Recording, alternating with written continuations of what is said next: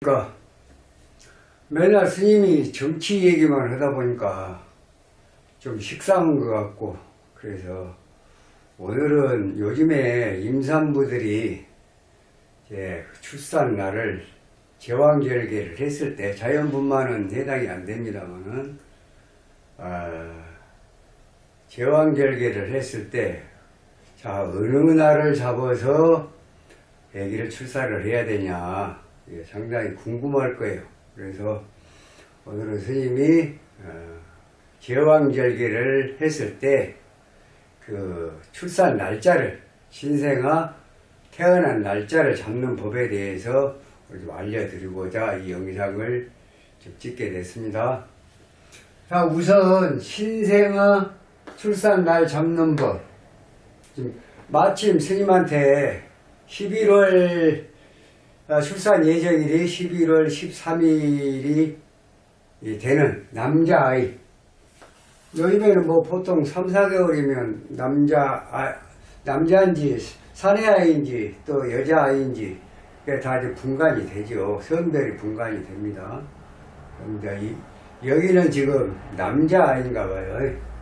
출산 예정일이 21년 11월 13일 예정이라고 그래요. 근데 병원에서는 의사 선생님이 10월 말일경에 이쯤 기준으로 해서 제왕절개를 하면 어쩌냐, 그렇게 이 얘기를 했다고 그래요. 그래서 지금 의뢰가 들어왔는데 과연 출산 날짜를 언제 어느 날짜로 잡아야 이 애기가 앞으로 복을 받고 건강하게 잘 성장해서 또 그 신생아가 또 바라는 대로 인생을 참 멋지게 살아갈 수 있을까, 굉장히 중요합니다. 애초에 자연분만이나 뭐 또 유도분만이라 그러죠. 유도분만이나 제왕절개나 모든 것이 다 엄마 뱃속에서 태어난 그 순간이 그 신생아의 운명이 되겠습니다. 우선은 제일 중요한 건, 첫째는 잘 타고나야 되겠죠. 네. 사주를 잘 타고나면, 그 사주를 잘 타고나는 것은 부기빈천이, 부기빈천은 잘 타고나야 된다. 사주를 잘 타고나, 일단은 사주를 잘 타고날 필요가 있다. 부기빈천. 그래서 출산날을 잡는 것은 굉장히 중요합니다. 이 얘기에 운명이 달려있기 때문에. 네. 그러면 출산 날짜만 잘 잡으면 될 것이냐? 아닙니다. 운을 봐야죠. 흐르는 운은 길흉화복을 가져오기 때문에, 길하고 흉하고 또 재앙이 따르고 길흉화복을 가져오니까 이건 운에서 결정이 되고, 이건 사주에서 결정이 되는 거예요.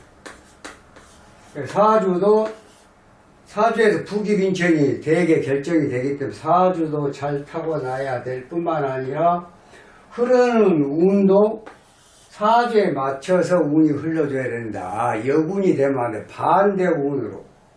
필요한 기운을 따라서 운이 흘러줘야 이 얘기가 발복을 한다는 얘기입니다.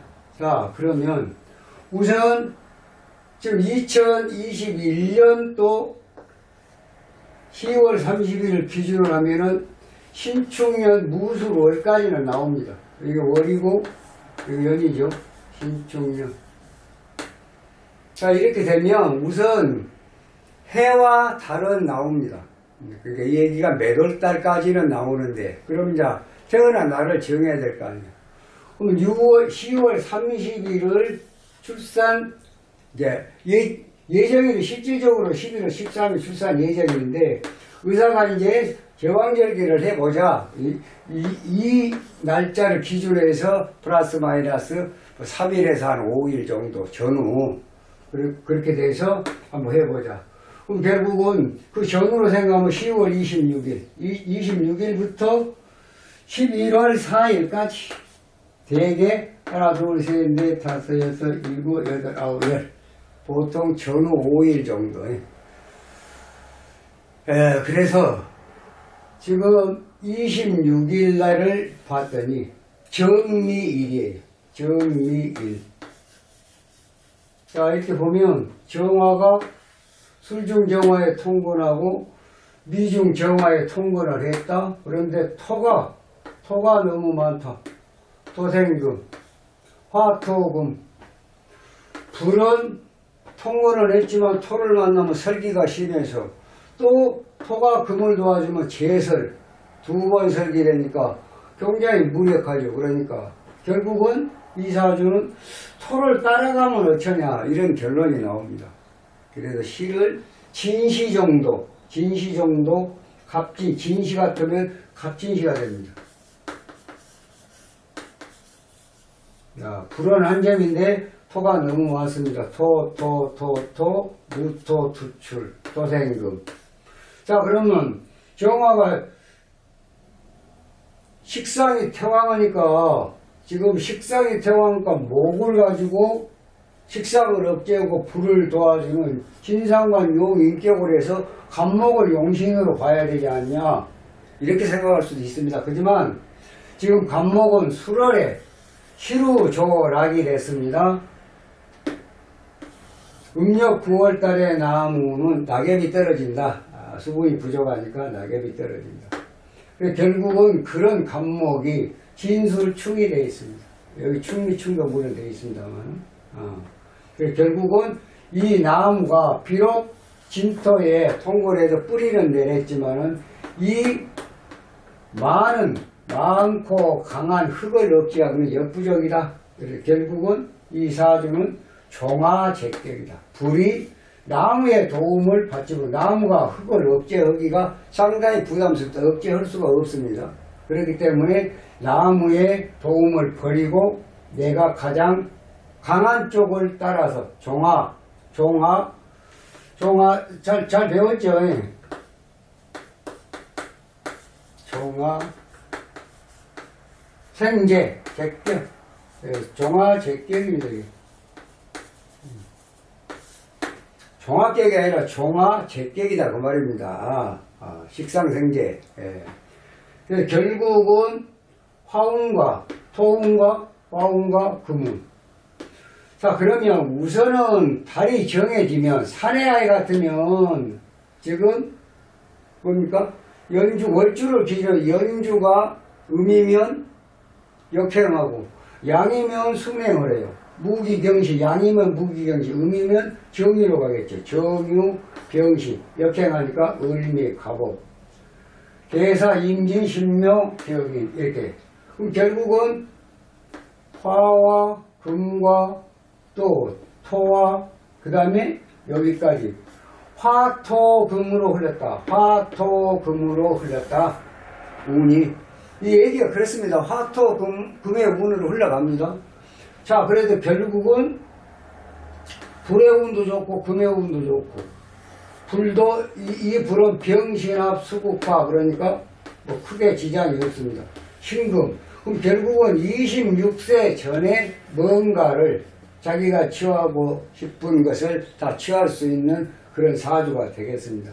결국은 이 사주는 첫째 종화제격, 종격은 지혜 총명하고 운만 맞으면 상당히 큰 사주다. 무게가 있는 사주다. 이렇게 보면 되겠습니다. 종화제격의 사주다. 간목인성은 식상을 억제하기가 불가능하다. 그래서 인수를 버리고 정화는 흙을 따라갔다. 네. 그래서 결국은 화, 토, 금인데 화, 금, 토 여기까지.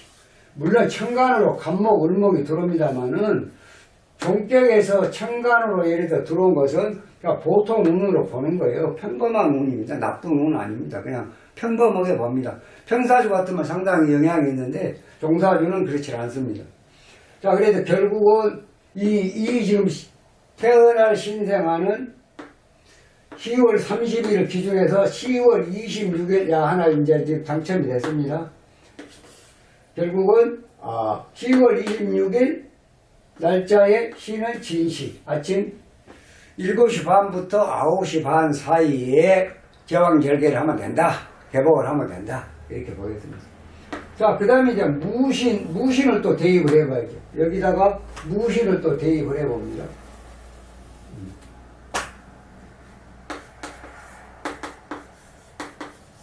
일단은 술토가 무토에 등령하고 이제 월을 얻고 비겁이 당한다. 일단 신앙하다.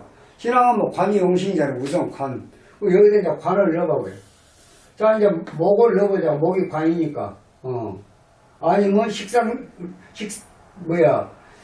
재생관으로 해가지고, 제자약설 해가지고, 예를 들어서 여기가 목이고 여기가 물이다. 이제 이렇게 봐봅시다.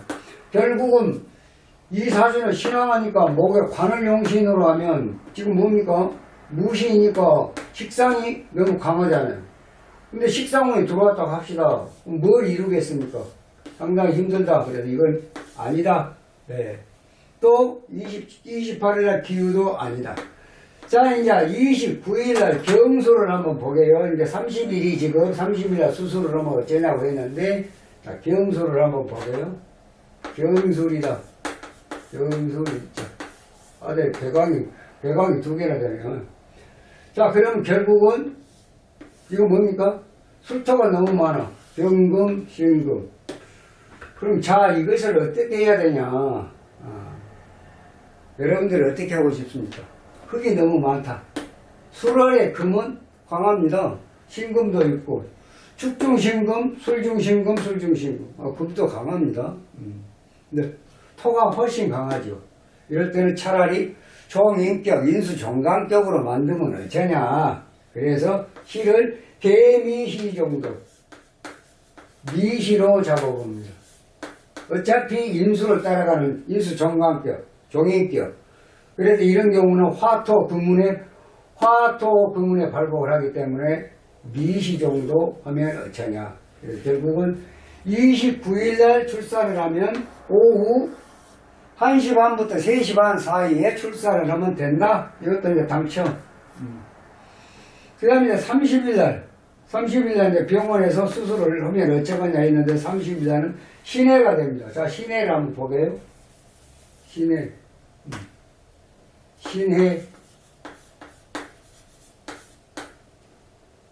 신해가 되면 어쩝니까? 수월의 신금의 토가 강해서 일단 강하다. 예좀 간목을 용신으로 한다.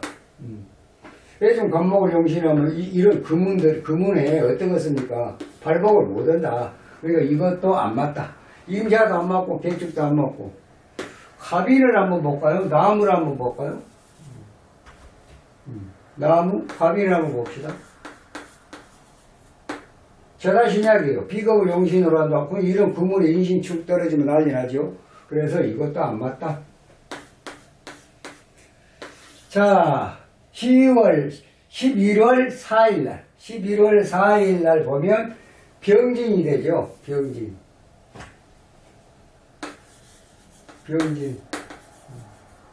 결국 이것도 아까 여기 지금 정리하고 거의 비슷합니다. 그래서 이럴 때는 을미나 정유시나 을미시. 예, 미시 같으면 을미시. 이 나무 한 점이 수월의 나무가 시루조락이 됐고 통보는 하지만 충이 떨어지면서 억제가 가능해 억제 가능 안 합니다. 이 사주도 종화제격의 사주가 된다. 종격은 첫째 지혜 총명하고 스케일이 크고 또 상당한 부와 명예를 누릴 수 있는 그런 사주다 그 말입니다. 부귀 빈천에서 부와 기를 얻을 수 있는 근본적인 사주. 운이 길흉화복에서 운이 사주에 맞춰서 흘러주고 있다. 그래서 이것도 당첨이다. 결국은 10월 30일 날 저항절개를 해서 수술을 하자고 의사선생님이 얘기를 했는데 10월 26일 날 진시나 아니면 29일 날 이 경술 날짜에 개미시나 미시나 또 11월 4일 날 병진일에 을미나 정유 미시나 유시에 출산을 하면은 가장 좋겠다. 그러면 결국은 부기하고 화복 길하고 화는 아니고 길복으로 이렇게 운도 맞춰주고 사주 자체도 맞춰준다. 그럼 이 얘기는 틀림없이 아주 인생을 살아가면서